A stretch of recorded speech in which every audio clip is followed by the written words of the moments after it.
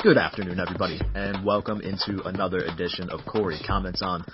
I'm your host, Cory McKnight, and I hope that you join me every Friday at 2 and 5 p.m. right here on All Western New York Radio. You know the drill. Cory Comments On every Friday, 2 and 5 p.m., just in case you didn't get it the first time. Anyways, missed you guys last week. So sorry. Work stuff, work meeting, turned into working. Don't you hate that? Boss is like, early morning meeting, and then he's like, why don't you hang around now that you're here? Don't like that kind of stuff, but got sprung on me, so sorry to miss you guys last week. But I'm back with a hot topic today in Western New York, and particularly in my city of Rochester. Going to get to that in a moment. First of all, quickly, as I always do, shout out to the national holidays out there. National Employee Appreciation Day today. So speaking of bosses, which I just was, let's let your boss know that you need to be appreciated more, and maybe there'll be like free donuts in the break room or something like that. Because to me, that's the best employee appreciation, is just like free food, at least coffee, free coffee in the break room, anything, hot chocolate, anything. Also, moving on from national days, it is cold as hell. Winter has returned with a vengeance to Western New York after a couple days where it was awfully nice. You kind of could have taken like a hike with shorts and a t-shirt on, and it's now back to multiple inches of snow. Bordering probably a foot in a lot of areas, about 12 inches of snow, and it came in quickly. So yeah, reality check for Western New Yorkers. Winter Storm Howard. Fucking Howard. I feel like every person that I've known named Howard was a dick throughout my life, so perfect name for a winter storm to come through on March 1st and spoil our little preview of spring. Fucking Howard. Nice going. Anyways, I teased the hot topic in Rochester. Let's just get to it. Let's get right into it. We are talking about the fact that a local Rochester rap artist was arrested and jailed for a music video that he released on YouTube. Some quick background on this. Briefly, he's a rapper from my area. I was familiar with his work before this happened. I wasn't a big fan, but he had a little bit of buzz around the city as a local artist. He would perform in some local venues. He opened for a couple of pretty large hip-hop acts, actually, at a small club several years ago, and he's kind of just been coasting on the wave since then, in my opinion, anyway. I'm not a big fan of his, but he's a rapper from the area, and he's trying to come up in the music industry. He wants to be, he wants to be a real rapper that is signed to a label and makes money making music.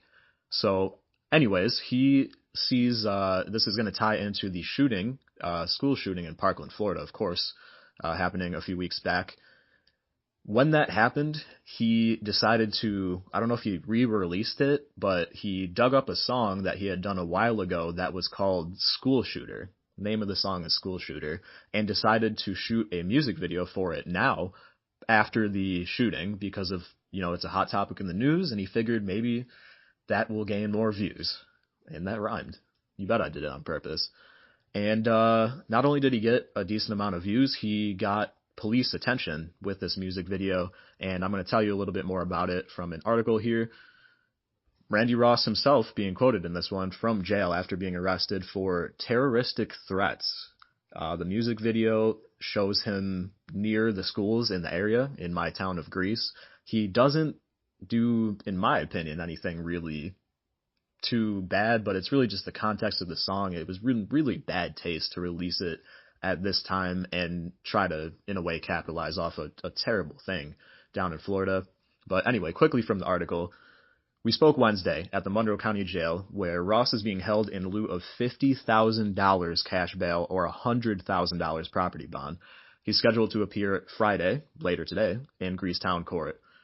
The only thing, and keep in mind when I read this that this is in the opinion of the writer of this article here and not me, the only things Ross are guilty of are making offensive music and executing a bad idea, or at least an insensitive one.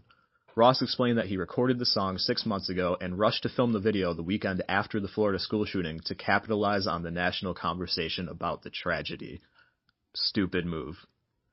He said he paid a friend $80 to shoot the video, which included backdrops of Greece Arcadia High School, where Ross graduated from, and a convenience store in the neighborhood. So he did what a lot of rappers do that are local or not just from Rochester, from anywhere, and he shot a music video in his own city, low budget, whatever, and just the spots that you hang around, and that's kind of the authentic look for a rap video.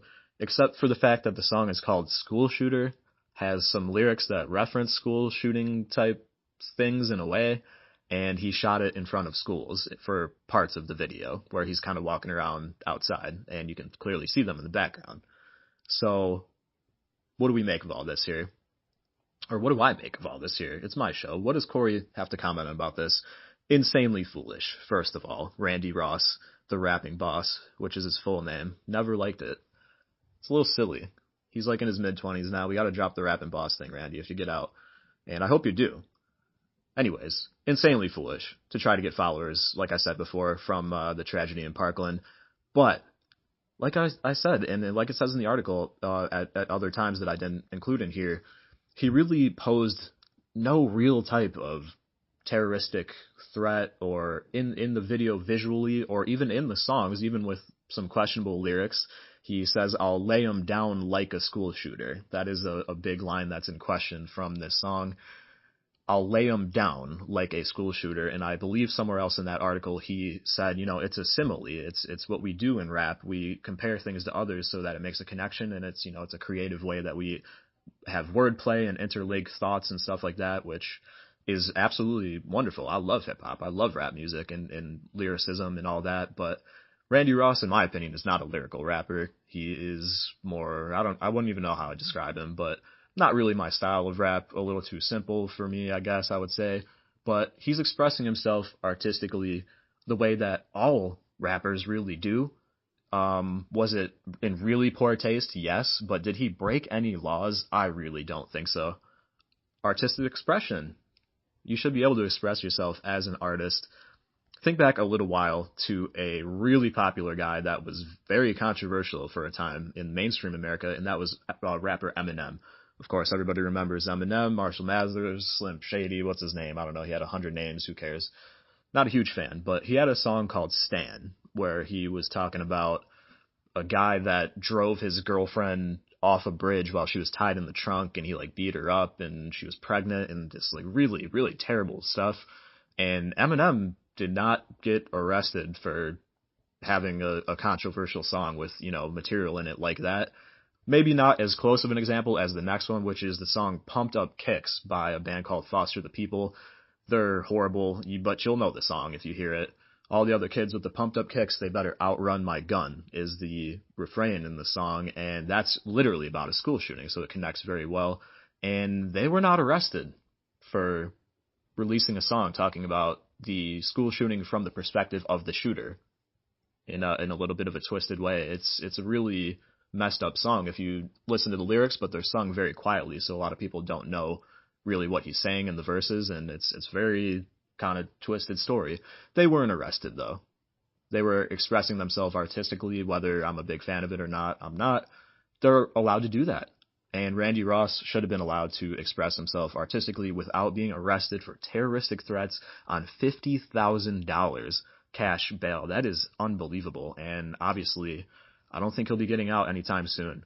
He's in court later today. There will be more to come on that. I'm going to definitely be following this story. He's a person I was familiar with before all this went down, so I'm pretty interested to see what happens. And I'm connected because I like rap music, and I think that he should be able to express himself. I hope he does get out, but very foolish. And he got, some consequences that, maybe they were coming, but I think they were much too harsh. Much too harsh. He could have got off with, maybe, I don't even know, a talking to, because they arrested him at his place of employment, which is very embarrassing as well. I think it was handled very poorly, so I'm interested to see what comes of this.